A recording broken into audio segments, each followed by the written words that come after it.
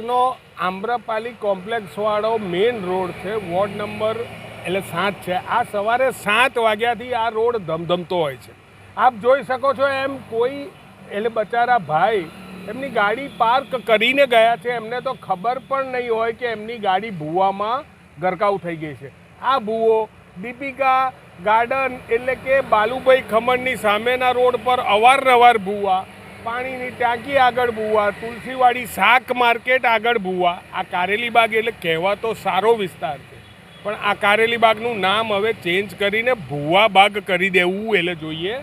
આ વિસ્તારના ભ્રષ્ટાચારી જનતા પાર્ટીના ચૂંટાયેલા કાઉન્સિલરો, રાવપુરાના ધારાસભ્યો, અન્ય ધારાસભ્યો કોઈને ભ્રષ્ટાચારી જનતા પાર્ટીના લોકોના કામ કરવામાં રસ નથી।